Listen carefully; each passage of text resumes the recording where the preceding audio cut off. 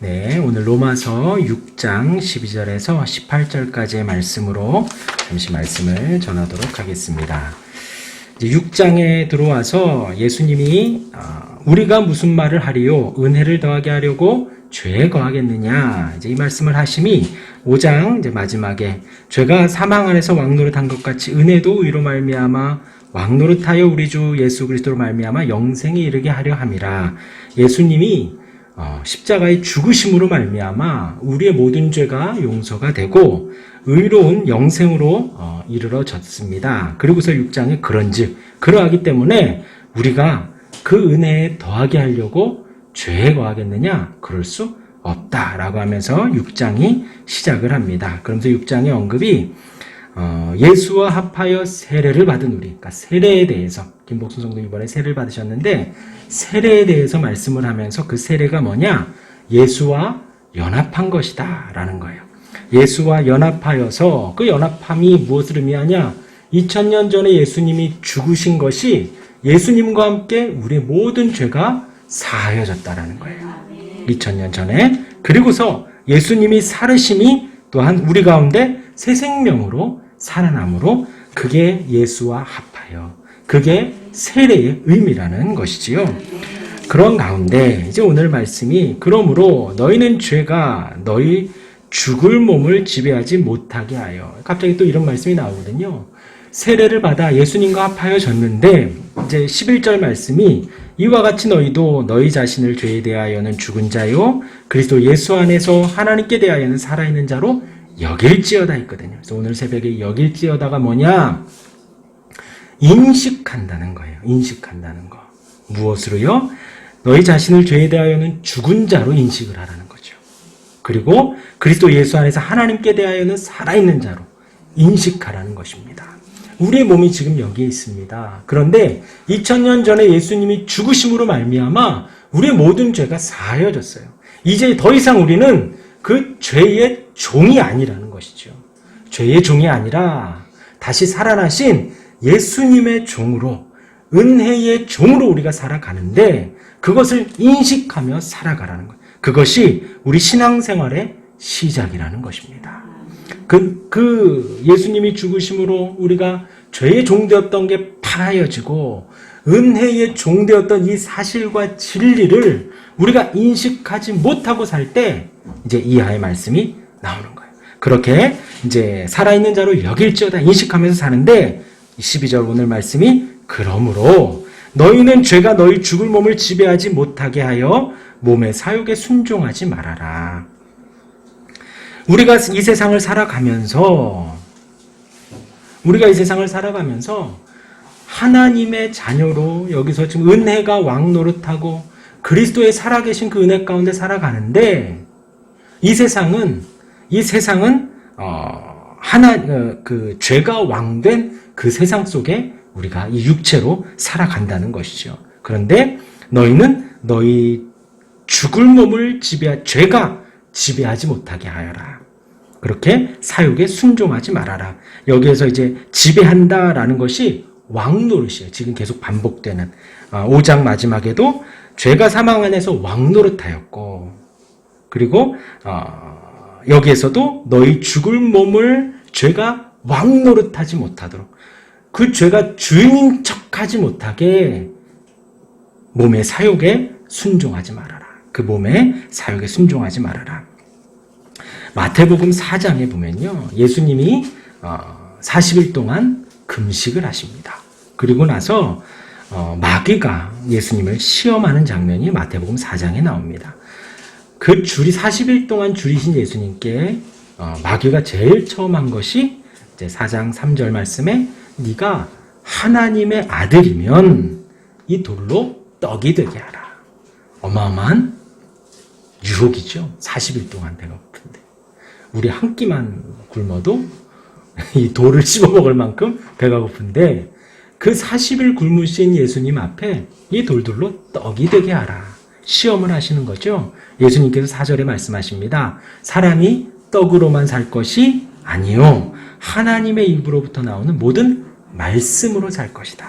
이제 약간 여담이지만 이 말씀을 예수님이 왜 하셨냐면 우리가 이 세상을 살아가는데 떡으로 살아갑니다. 떡으로 사는데 예수님은 여기에서 떡으로도 살고 말씀으로도 살고를 말씀하시는 게 아니라 우리가 살아가는 데 있어서 떡은 없어도 된다는 거예요. 그러나 하나님의 말씀은 꼭 있어야 된다는 겁니다. 지금 예수님이 그걸 말하는 거예요. 돌로 떡을 안 만들고 내 앞에 떡이 없어도 하나님의 말씀만 있으면 살아간다라는 것을 지금 예수님이 이 마귀에게도 선포하고 지금 우리에게도 가르쳐 주시는 것입니다. 하나님의 말씀만 있으면 우리가 살아요. 혹 40일 넘어 80일 넘어 굶더라도 이 육체는 죽을지 몰라도 하나님의 말씀이 있으면 영원히 살 수가 있습니다. 그러나 반대로 먹을 것이 아무리 풍부한들 말씀이 없다면 이 육신은 비대해져 가서 점점 더 뚱뚱해져 갈지 모르지만 하나님의 말씀이 없으면 전 누구를 가르친 건 아니지만 하나님의 말씀이 없다면 그 사람은 영원한 죽음에 이를 수밖에 없는 것이죠. 예수님은 지금 그 진리에 대해서 마귀를 가르치시고 우리에게 가르쳐 주신 거예요. 그리고 나서 마귀가 또 이야기합니다. 높은 곳에 올려서 네가 하나님의 아들이면 뛰어내려라. 그러니까 예수님이 하나님을 시험하지 말아라. 그리고 나서 9절 말씀에 이럽니다. 엎드려 경배하라. 무슨 말이죠? 마귀를 왕으로 섬겨라. 그러면 이 천하만국을 너에게 다 주겠다. 지금 마귀가 원하는 게 바로 그거였던 거예요. 우리 이제 이번 주에 창세기 말씀을 주일날 나누겠지만 아담과 하와가 선악과를 따먹은 그 근본이 뭐냐? 하나님처럼 되고 싶었던 거예요. 지금 이 마귀가 이 세상에서 왕노릇하고 막 살았는데 하나님의 아들인 온 세상의 진정한 왕인 그분의 아들이 오셔서 진정 왕이 되셔서 하나님의 나라를 선포하고 하려고 하니 그 전에 지금 그게 아니다. 그걸 지금 막 회방 놓고 자기가 진정한 왕이 되고 싶은 거예요. 누가요? 마귀가요. 그러니까 엎드려 경배하라. 왕으로 섬겨라. 그런 거예요. 그러니까 예수님이 그제서야 물러가라. 하나님께만 경배하고 그를 섬기라 하였다 했습니다. 오늘 본문으로 와서 6장 12절 말씀에 너희는 죄가 너희 죽을 몸을 지배하지 못하게 하여 몸의 사육에 순종하지 말고 계속해서 죄가 왕노릇하려고 하는 거예요. 계속해서 죄가 주인인 척하고 싶은 거예요. 근데 지금 이것은 다 십자가의 공로로 말미암아 깨졌죠. 더 이상 죄가 우리의 왕노릇할 수 없게 되었습니다. 순종하지 말라. 그러므로 아까 11절 말씀 잊으면 안 돼요. 하나님에 대하여 살아있는 자로 여길지어다. 그걸 계속 인식하며 살으라 그랬어요. 나의 모든 죄는 이제 십자가로 다 없어졌고 우리는 이제 그리스도 예수 안에서 하나님께 대하여 살아있는 자로 인식하며 살으라 그랬습니다. 그러므로 너희 죽을 몸을 지배하지 못하게 뭐가요? 죄가 몸의 사육에 순종하지 말아라 라고 하였습니다. 그리고 이어서 13절에 또한 너희 지체라고 하면 우리의 몸입니다. 우리의 몸을 불의의 무기로 죄에게 내주지 말고 불의라고 하면 의롭지 못한 거죠. 옳지 못한 것, 의롭지 못한 것, 범죄하는 것, 거짓말하고 살인하고 간음하고 그러한 것에 여기에서 무서운 단어를 쓴 거예요. 무기로 죄에게 내주지 말아라. 그리고 그 다음에도 너희 자신 하나님께 살아난 자같이 하나님께 드리며 너희 지체를 의의 무기로. 무기는 공격하는 용도죠. 공격적인 겁니다. 그러니까 우리 지체를 불의의 무기로 죄에게 내주지 말고 오직 너희 자신을 죽은 자 가운데서 다시 살아난 자같이 하나님께 드리며 너희 지체를 의의 무기로 하나님께 드리라. 그러니까 이것을 지금 우리가 선택할 수 있다 없다? 있다는 거예요. 이걸 이제 자유의지라고 하는데요. 이 자유의지가 물론 지금 우리가 사는데 자유의지가 있습니다. 밥을 먹을지 라면을 먹을지 뭐 통닭을 먹을지 족발을 먹을지 그런 자유의지가 있습니다.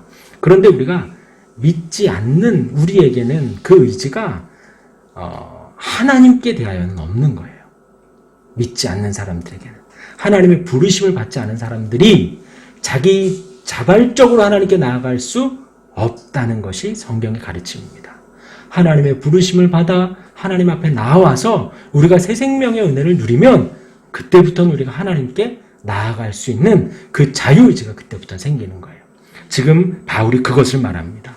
너희 지체를 불의의 무기로 죄에게 내줄 수도 있고 하나님께 드리고 의의 무기로 드릴 수도 있다는 거예요. 근데 여기서 드리다, 이게 약간 좀 제가 오늘 묵상을 하면서 과연 이 드리는 게 뭘까? 하나님께 드리는 게 뭘까? 하나님께. 예.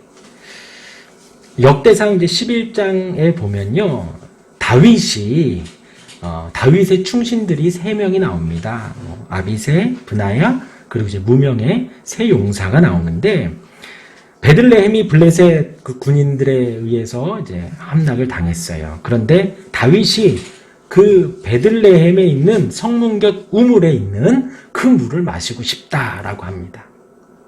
그러니까 다윗은 베들레헴에서 자랐기 때문에 늘 먹었던 그 시원하고 맑은 물을 먹고 싶었던 거예요. 그 말을 하니까 그 세 용사가 그 블레셋 군대를 이제 돌진해서 그 물을 떠가지고 옵니다. 얼마나 그 귀해요, 그 물이. 그런데 다윗이 그 물을 아이고 고맙다 하고 벌컥벌컥 마신 게 아니라 다윗이 마시기를 기뻐하지 아니하고 그 물을 여호와께 부어드리고 하고 땅에다가 쏟아요. 그러니까 여호와께 부어드렸다는 거예요. 지금 본인이 목이 마릅니다. 그리고 목이 마르면서 그 베들레헴에서 어릴 때부터 먹어왔던 시원하고 맑은 그 물이 먹고 싶은데 본인의 그 사욕을 채우지 않고 그냥 땅에다가 버리는 행위를 해요. 그런데 성경은 그것을 여호와께 부어드렸다라는 거예요. 지금 여기 여러분들이 계시지만 지금 이 자리 우리가 하나님께 예배를 드립니다. 지금 물론 이 시간에 가족 간에 아까 말씀드린 대로 통닭을 먹으면서 TV를 볼 수도 있고 가족 간의 시간을 보낼 수도 있고 혹은 쉬실 수도 있지만 지금 이 시간 세상 사람들이 보기에는 가만히 앉아서 시간을 버리는 것 같지만 우리가 하나님께 부어드리는 거예요. 하나님께 드리라는 것입니다. 살아난 것자가 하나님께 드리며 너희 지체를 의의 무기로 하나님께 드려라. 하나님께 늘 드리시길 바랍니다.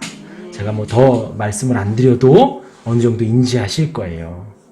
사욕의 죄의 무기로 드리지 말고 의의 하나님께 드리는 저와 여러분들 되길 바랍니다.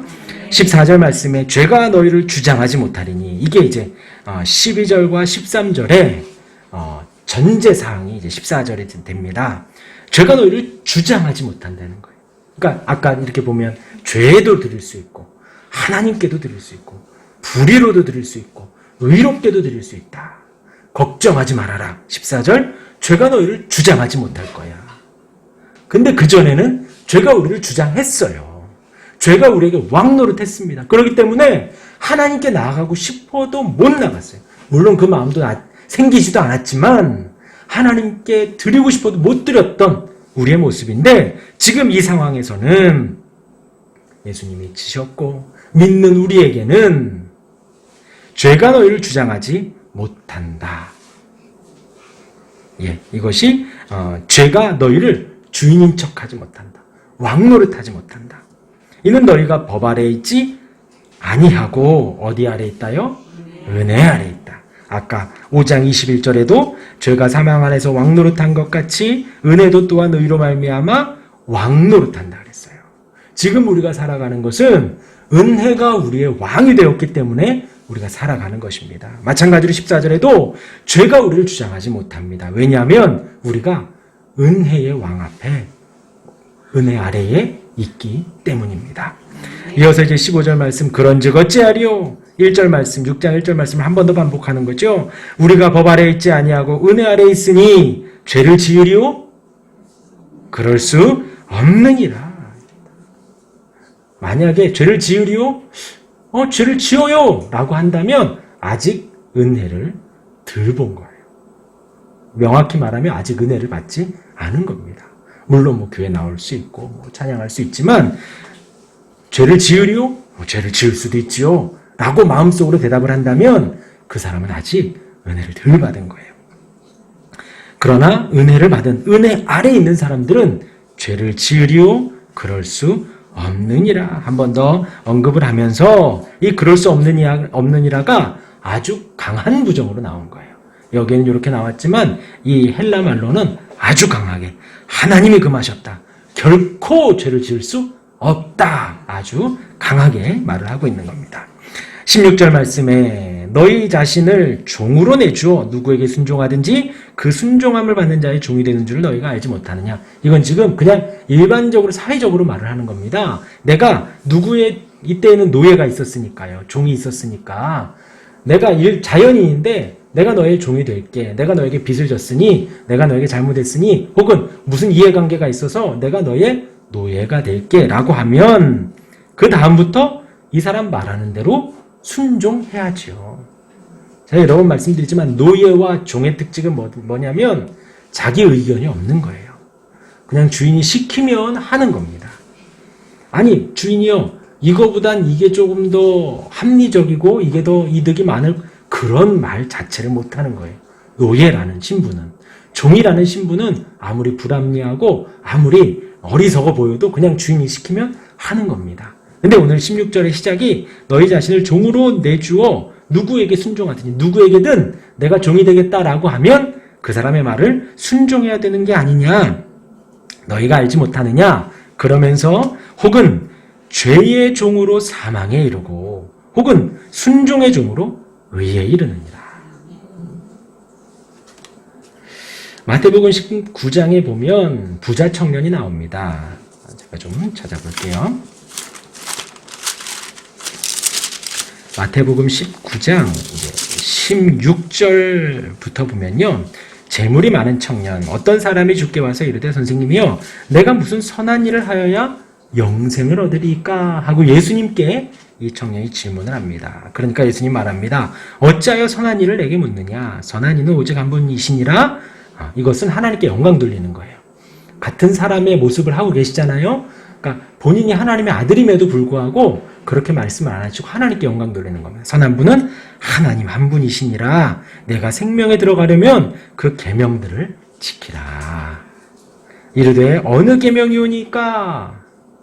살인하지 말라, 간음하지 말라, 도둑질하지 말라, 거짓 증언하지 말라, 내 부모를 공경하라, 내 이웃을 내 자신과 같이 사랑하라 하신 것이니라. 쭉 말했는데 그 청년이 이르되 이 모든 것을 내가 지켰사온데 아직도 무엇이 부족하니까. 21절에 예수께서 이르시되 내가 온전하고자 할진대 내 소유를 팔아 가난한 자들에게 주라. 그리하면 하늘에서 보화가 내게 있으리라. 그리고 와서 나를 따르라. 이 청년에게 이 말씀이 복음입니다. 이 청년이 말대로 18절과 19절의 말씀을 다 지켰을 수도 있습니다. 물론 그렇지 않다라는 게 제 개인적인 생각이지만 혹 다 지켰을 수도 있습니다. 그러나 예수님이 지금 요 계명들 18절 19절의 그 계명들 속에 이 21절의 말씀 들어가 있지 않은 거예요. 내 소유를 팔아라. 가난한 자들에게 주라. 그러면 하늘에서 보화가 내게 있으리라. 이게 이 청년에게 복음입니다. 하나님 나라 복음, 천국 복음이었던 거예요. 그리고 나서 마지막에 나를 따르라. 그런데 22절에 그 청년이 재물이 많음으로 이 말씀을 듣고 근심하여 가니라. 이 청년이 어떻게 됐을까요? 잘 모르지만 나중에 또 회개했을 수도 있습니다. 그러나 예수님 하나님의 아들이신 그분 앞에서 그분이 지적하신 우리의 부족한 모습, 연약한 모습을 분명히 지적했음에도 가장 약한 부분을 지적했음에도 그리고 이 청년이 주님 앞에 그 말씀을 들었기 때문에 분명히 할 수도 있었을 거예요. 그런데 근심하며 돌아가죠. 우리에게 있어서 이 청년에게 정보는 이게 답니다. 그렇다면 이 청년은 지옥에 갔겠죠. 그리고 나서 예수님이 부자에 대해서 부자가 낙타가 바늘기로 들어가는 것이 부자가 하나님의 나라에 들어가는 것보다 쉬우니라. 결론은 그래요. 우리의 마음 안에 물질이 많고 적음이 중요한 게 아니라 그것보다도 주님을 따르는 것에 우리의 마음에 중심이 있어야 되는 거예요. 그 많은 걸로 지금 여기 예수님이 이때에도 예수님이 가실 때 여인들이 예수님을 섬겼습니다. 제자들이 12제자가 있었지만 그를 따르는 관료의 부인도 있었고 그 여인들이 예수님을 따라다니면서 소요 비용을 댔습니다. 그러니까 부자냐 가난한 자가 중요한 게 아니라 어찌됐건 마음 안에 모든 탐욕과 탐심을 버리고 주님을 따르리라는 그 중심에 굳은 마음이 있어야 된다는 거죠. 오늘 말씀으로 와서 혹은 죄의 종으로 사망에 이르고 이 청년은 순종의 종으로 그 말씀에 순종의 종으로 나아가지 못하고 죄의 종으로 다시 갈 수밖에 없었습니다. 그리고 이제 마가복음 5장 2절에서 20절 말씀에 보면 예수님께서 거라사 광인을 만나십니다. 그리고 그 광인을 이제 귀신을 내쫓고 그 사람을 온전케 하시죠. 그런데 이 사람은 예수님을 따라 나섭니다. 내가 예수님을 따르겠습니다. 예수님이 어떻게 하셨을까요? 따라오지 말아라. 너는 여기서 하나님이 너에게 하신 그 일을 내 가족에게 전하라. 그리고 데가볼리 지역과 그 주변 지역에 복음의 씨앗이 이 청년이 됩니다. 주님의 그 말씀에 몸은 따르지 않지만 그 지역에서 순전하게 따르는 순종의 족으로 의에 이르는 그 청년이 또 되어집니다. 17절 말씀에 하나님께 감사하리로다. 할렐루야. 아멘. 하나님께 감사하는 거예요. 너희가 본래 죄의 종이더니 이걸 절대 잊어버리면 안 됩니다. 우리가 신앙생활을 오래 하다 보면 나는 그냥 의의 종인 줄 알아요. 원래부터 나는 그냥 착해서 하나님이 나를 택해 주셨구나. 혹은 내가 이뻐서 혹은 내가 좀 잘한 일이 많아서 하나님이 나를 택해 주셨구나 하고 우리가 잊어버릴 때가 있어요. 그런데 절대 잊어버리면 안 되는 것이 본래 우리는 죄의 종이었습니다. 이게 죄의 노예였다는 거예요. 이게 어떤 선택의 여지가 없었다는 것입니다. 원래는. 죄가 시키면 시키는 대로 죄를 지을 수밖에 없었던 우리였는데 너희에게 전하여 준 바 교훈의 본을 마음으로 순종하여. 이 교훈의 본이 두 글자로 하면은요 복음이에요. 복음. 그 복음을 우리 마음으로 순종하여 마음으로 믿고 의에 이르러 구원에 이르는 거죠. 입으로 시인하여 구원에 이르는 것이죠. 그 교훈의 본을 복음을 하나님의 말씀을 우리 마음으로 순종하여 18절 말씀 죄로부터 해방되어 의에게 종이 되었느니라. 원래는 무슨 종이었다? 죄의 종이었는데 이제는 의의 종이 되었다. 그래서 오늘 읽은 12절 말씀에 죄가 너희 죽을 몸을 지배하지 못하게 하여 몸의 사욕에 순종하지 말고 13절 말씀에 하나님께 드리며 너희 시체를 의의 무기로 하나님께 드리라는 거예요. 오늘 바울의 말씀, 로마서의 말씀 우리 마음에 깊이 새기시길 바랍니다. 우리가 죄의 종이 되느냐, 사욕을 따르느냐, 의의 종이 되느냐, 순종의 종이 되느냐, 멸망으로 가느냐, 생명으로 가느냐.